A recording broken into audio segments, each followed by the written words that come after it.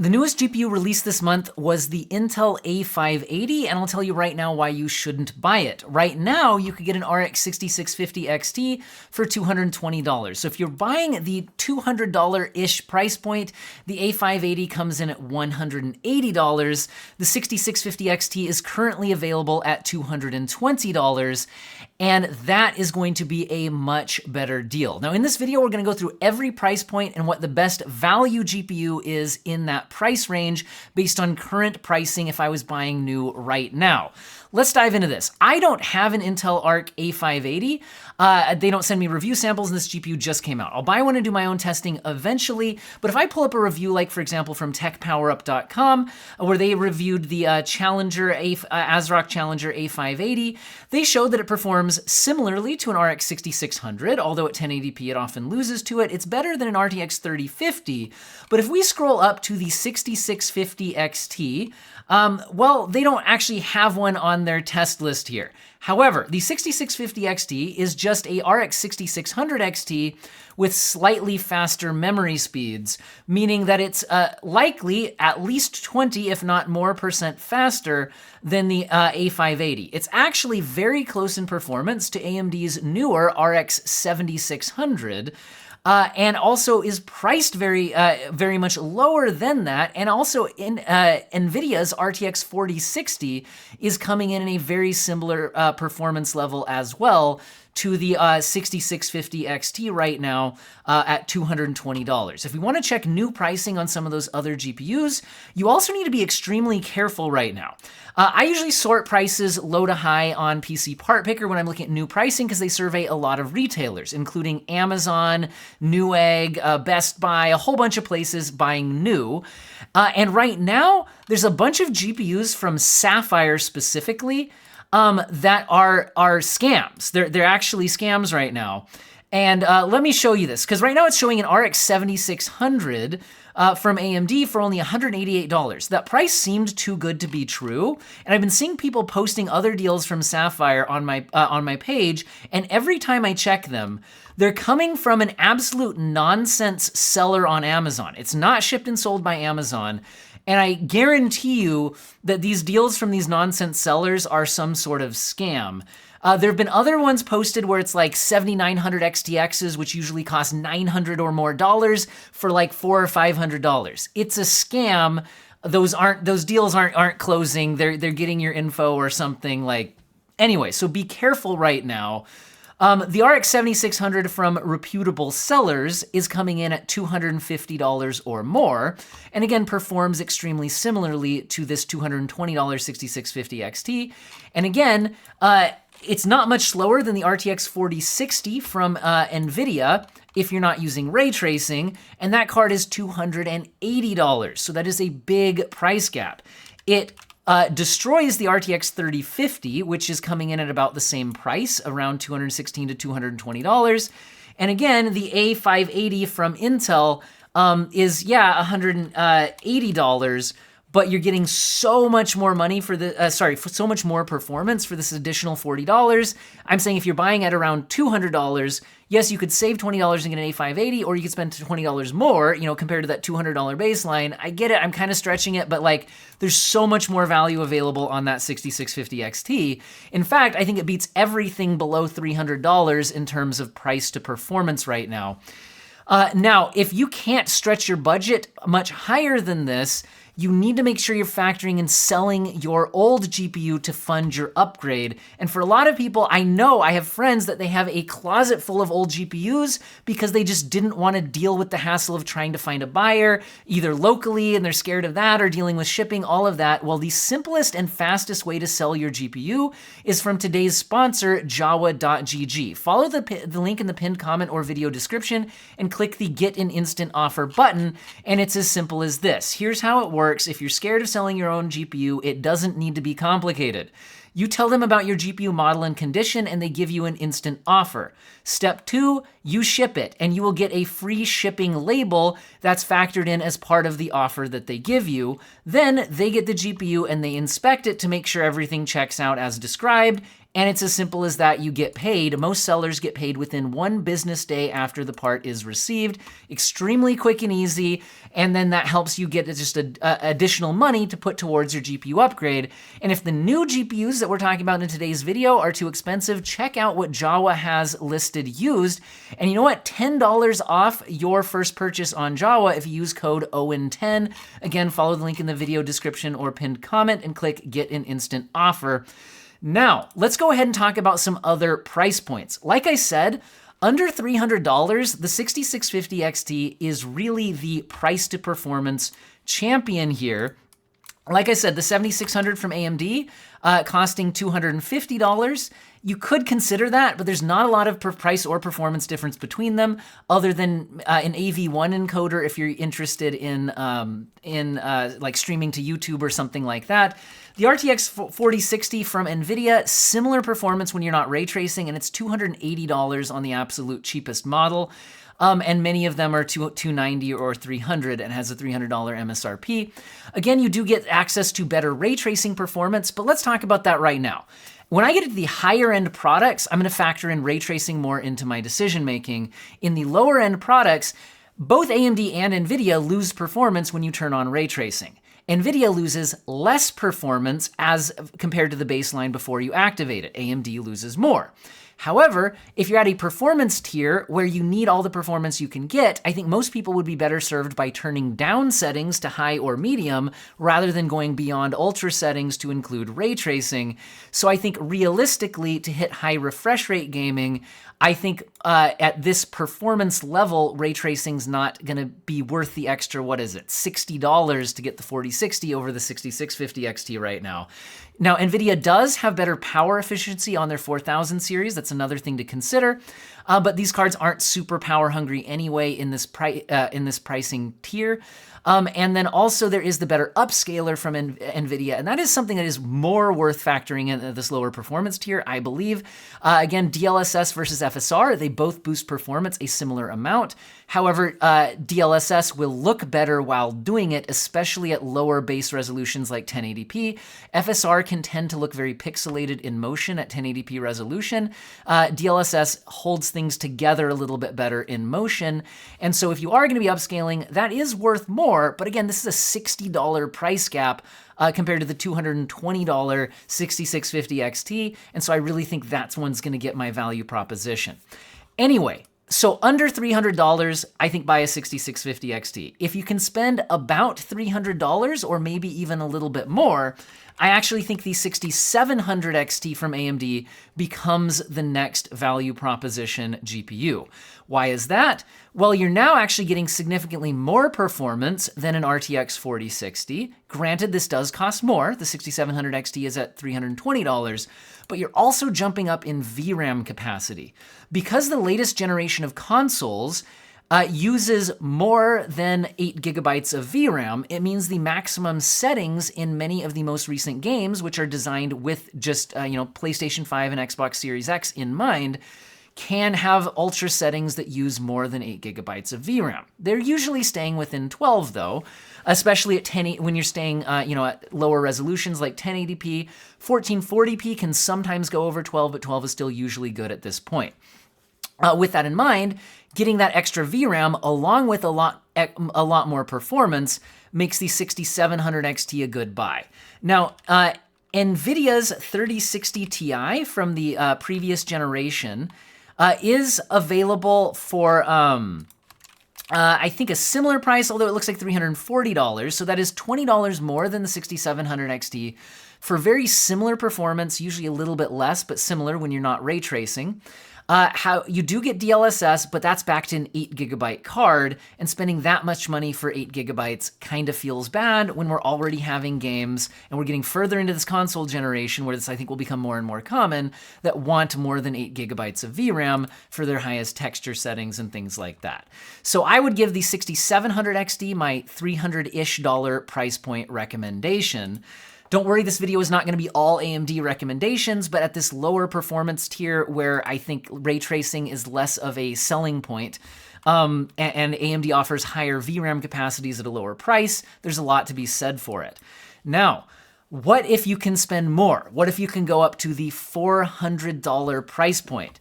Let me check if the deal I saw around Prime Big Deal Day is still in stock. It looks like it is. The RX 6800 is a 16 gigabyte graphics card from AMD's previous generation. It has a lot of performance, and it is currently discounted to $399.99. I first saw this and posted about it on my community page for the Amazon Prime Big Deal Days. And it looks like this one is still available in stock on Amazon at that price.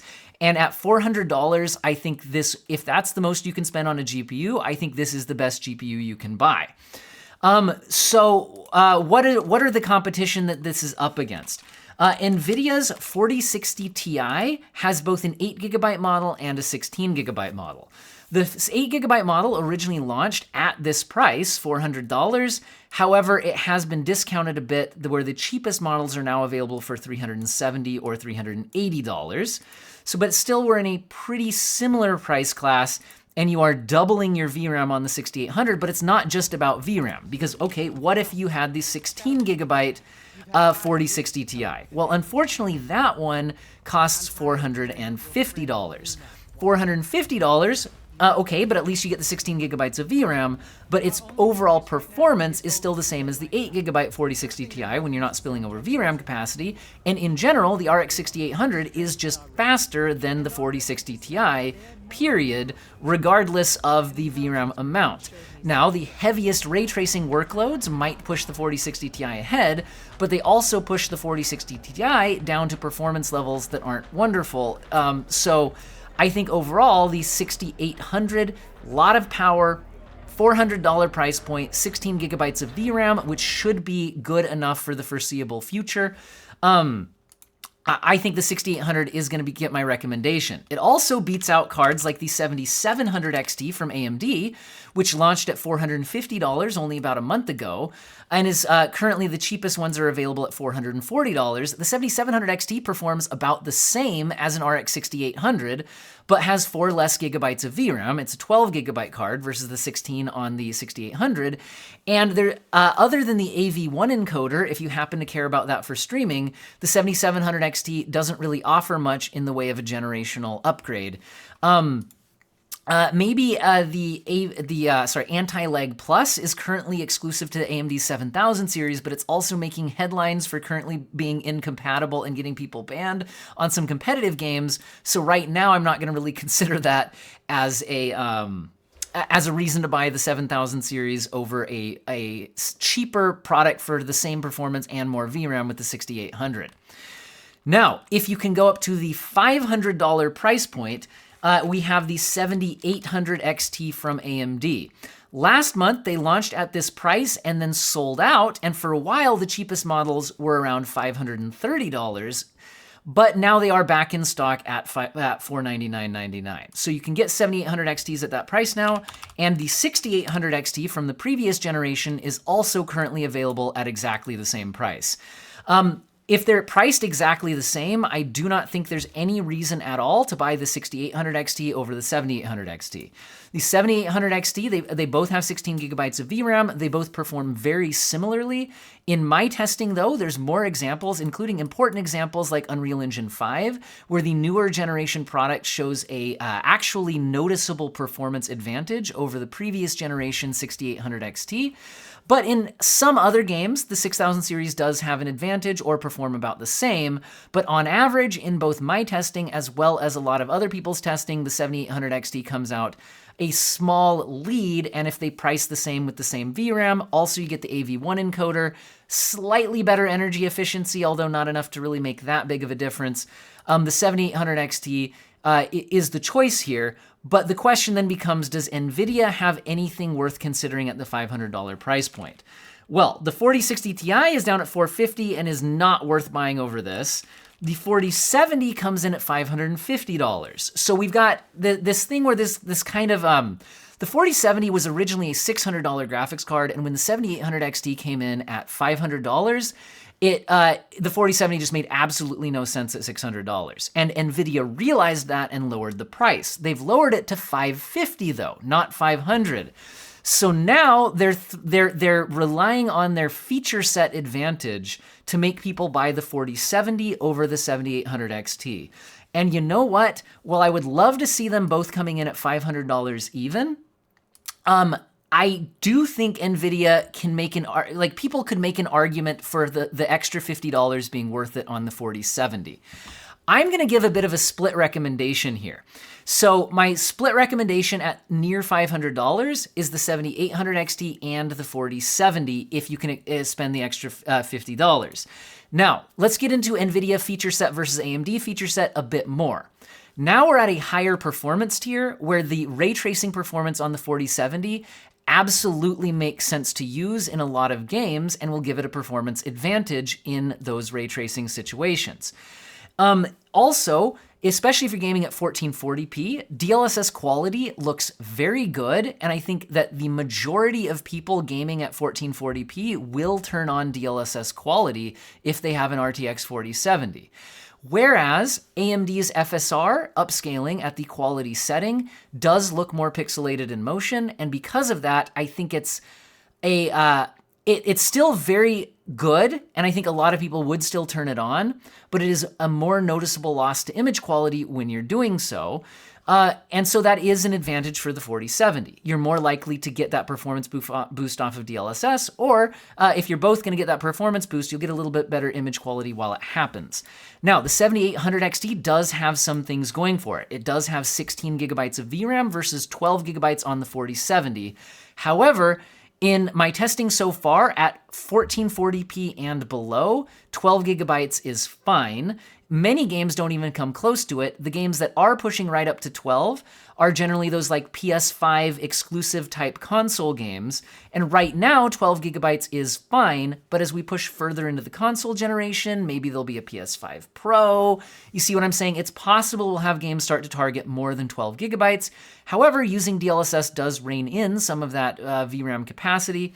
But in other words, I think the 7800 XT 16 gigabytes of VRAM, if you hold onto the GPU for a long time, the 16 gigabytes may help you play at maximum texture settings for more years, but at least right now, I don't have a huge problem with 12 gigabytes as a 1440p or less card at around the $500 price point. The 4070 also has massive energy efficiency advantages, which is always nice to have, although I don't think it's a major selling point. We also have the frame generation feature for the 4000 series GPUs is currently implemented in more games than FSR3 frame generation is, which is currently only in 2 games that not a lot of people want to play. So right now, there's a advantage there for the 4070 and just 4000 series GPUs in general. Now, frame generation in general is a situational feature. You're going to want to use it in single-player games since it doesn't give you a responsiveness advantage. It's really a smoothing out the frame rate on a high refresh rate display. If it works best when you're going from 60-ish frames per second, and then you generate more frames in between, which smooths out the performance on a high refresh rate display. And by performance, I really mean it smooths out the image during camera panning and fast motion on a high refresh rate display. So it's a nice to have feature. AMD now does have a competing technology, but it's not implemented in as many games. And the 4000 series GPUs can actually use the FSR3 frame generation in any game that has it anyway. So anyway, feature set advantage for the 4070. I think for a lot of people, it adds up to a reason to spend $50 more. The 7800 XT can be faster in some games. When a lot of games get tested, it averages out pretty similarly, performance-wise overall. Anyway, I'll give a split recommendation here, decide what makes the most sense to you. I think if it was me personally, I actually would buy the 4070 for the feature set. Now, past this point, I think we're just done with good value GPUs. Good value's gone. Sorry, it's gone. We briefly had a good deal on Prime Day. So on Prime Day, Prime Big Deal Day, whatever the heck they called it a week or so ago, we did have the 7900 XT from AMD hit the price of $699.99, $700. So at $700, the 7900 XT, a lot of performance, 20 gigabytes of VRAM, $700, that actually made sense. However, after the Prime Big Deal days ended, we jumped back up on price. Let me double check, 7900 XT. And the lowest model I'm seeing is $760. Once again, I'm seeing a scam seller on Amazon listing Sapphire cards at way below their normal price. This is even the XTX model at $455. This is a scam, guys. That is not going to actually ship you a real 7900 XTX at that price. It's just not happening. Anyway, so actual 7900 XTs are currently $760, and back up to $760 makes me less excited about this product. Also, that puts it up into direct competition with the 4070 Ti, which launched at $800 and now has the cheapest models available at $770. I'm also seeing $790 and then a lot at $800. So basically, they're the same price. Here, the 4070 Ti has only 12 gigabytes of VRAM, which I already said I don't hate at 1440p or below when we were talking about $500 graphics cards. If you're spending $800 on a graphics card that has 12 gigabytes of VRAM at a time when games are already pushing right up to 12 gigabytes at 1440p, sometimes beyond it at 4K, and the latest console generation, we're pushing further into that, and games generally tend to use more VRAM over time, spending $800 for 12 gigabytes feels bad, and I won't recommend the 4070 Ti as a good value product for that reason. If you have to buy around $800, or not, maybe you don't have to buy at $800, but if you can spend $800 and you're not that worried about saving money and buying a worse card, it's like, I have $800, which GPU should I buy?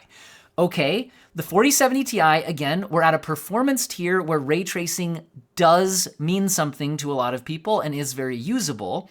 And so I think if you're buying at 1440p or even targeting high refresh rate 1080p with $800 GPUs, maybe the 4070 Ti makes some sense there if you're staying below if you're staying 1440p or below.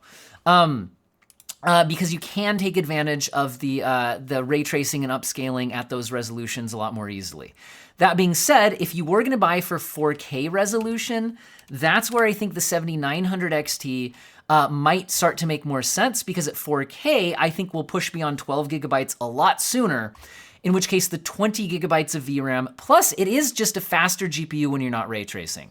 When you're not ray tracing, the 7900 XT is faster, and at 4K resolution, I think both of these GPUs it'll be harder to justify turning on heavy ray tracing workloads, and in lighter ray tracing workloads, they're actually not that far apart. So at 4K resolution, I think you're less likely to be doing heavy ray tracing, and you're more likely to be going over 12 gigabytes of VRAM, which makes the 7900 XT probably the better 4K GPU. Also, FSR upscaling at the quality setting at 4K resolution looks pretty good, and the pixelation in motion is much less noticeable at 4K resolution, at 4K quality, because you just have a lot higher base resolution to use when you're at that. So basically, if you had to pick an $800 GPU right now for 4K, I'd probably pick the 7900 XT, and at 1440p or below, maybe the 4070 Ti if you're attracted to ray tracing. But honestly, neither of them is good value at these prices. And I would say, Black Friday will be coming up next month. And so usually if we see a sale price, it comes back. So if we've already seen the 7900 XT hit $700, I have a feeling we'll see that again, or hey, hopefully even better, but at least see this again, hopefully around Black Friday, but nobody can for sure predict the future. But my main advice would just be don't buy at $800 right now, if you could maybe wait for Black Friday and see what happens. Past this point, 7900 XTX. Well, 7900 XTX, I promise you, is not actually available at $455. That is a scam seller on Amazon. They're actually available at $900 new. At $900, I don't think the 7900 XTX offers exciting value. That being said, its closest performance competitor is the RTX 4080, which offers even worse value at about $1,100. I did see the 4080 drop as low as, well, not really that low, but it did go slightly below $1,000 on the Prime Big Deal Day. So again, hopefully around Black Friday, we could maybe see deals like this as well, or maybe even better. So basically, neither of these are that exciting from a value perspective. Now, if you could afford either one, if you're just like, look, I have around $1,000, which one should I buy? The 4080 or the 7900 XTX. The 4080 is a better graphics card. It draws less power, offers similar rasterized performance, noticeably better ray tracing performance in the heaviest ray tracing workloads, and then DLSS is the better upscaler of the two. So it has 16 gigabytes of VRAM, which is certainly less than the 24 that the 7900 XTX has to offer. But honestly, with VRAM, if you have enough, it doesn't really matter if you have more. And right now, 16 gigabytes is enough. And while we're pushing up against 12 gigabytes a lot right now, I don't foresee 16 gigabytes being a major problem for several years down the road, in which case you're probably going to be turning down settings or upgrading your GPU anyway. So I think 16 gigabytes is absolutely nothing to worry about here. So in general, the 4080 is better than the 7900 XTX. Better features, better energy efficiency, similar performance, better ray tracing performance.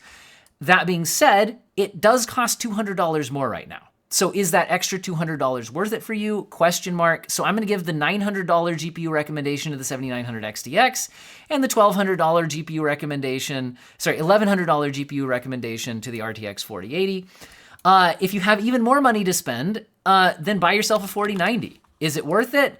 Well, it's certainly more powerful than the 4080 and the 7900 XTX. It also costs $1,650. If you're gaming at 4K resolution, it really is, like, honestly, don't go into debt to get a 4090, but like, I game at 4K quite a bit, and the 4090 is the only GPU that does it really comfortably. And even in some of the latest games, it still needs upscaling. Like, I was just testing out some Unreal Engine 5 games like Lords of the Fallen. The 4090 does not max the game out at 4K 60 FPS without dipping below it. Kick on DLSS quality, and now it's great, but like, you can really use the 4090's horsepower at 4K. And even at 1440p, if you're gonna be trying to do things like Cyberpunk Phantom Liberty with path tracing enabled, you really will want the 4090 even at 1440p. So yes, it's worth it in the sense that it's the only GPU that can do certain things at comfortable frame rates. But it's a lot of money, but for some people, $1,650 really isn't a lot in the grand scheme of their favorite hobby. They have good income, they're not going into debt, and it's just like, yeah, but I just don't want to be stupid with my money. Like last generation, 3080 versus 3090, 3090 didn't offer that much more performance and it was double the price. Here, 4080 versus 4090, you get a much bigger performance bump. And it's actually less of a price gap because the 4080 is so stupidly expensive. All right, that's what I've got for you guys this month. Overall, my recommendations were, if you're buying around $200, buy yourself a 6650 XT. It offers the best price to performance value under $300. If you're buying around $300, get yourself a 6700 XT, which I can't seem to type in right now, which is $320. It's the first GPU to jump up to 12 gigabytes of VRAM, and it is a big performance jump over cards like the 4060 and 7600. If you're buying around the $400 price point, the RX 6800 non-XT comes in at that price point. It jumps up to 16 gigabytes of VRAM and has more performance than the 4060 Ti. The 4060 Ti costs a 16 gigabyte model costing more than this does. At $500, get yourself a 7800 XT. If you can afford $550, the 4070 is also very reasonable to consider spending the extra $50 on for the increased ray tracing performance and Nvidia feature set advantage. What that comes down to for you, question mark. For me, I'd probably slightly prefer the 4070 for the feature set because I mostly play graphically demanding single-player games, and it's fun for me to kick on ray tracing with some DLSS quality and get some good performance out of that. Past this point, I don't really recommend anything. You watch those parts of the video if you really want my detailed thoughts on that. And I do one of these every month, so stay tuned. And again, to help fund your upgrade, take a look at the link to Jawa to get an instant offer on your old hardware to fund your upgrade. And I hope all of you have an excellent day.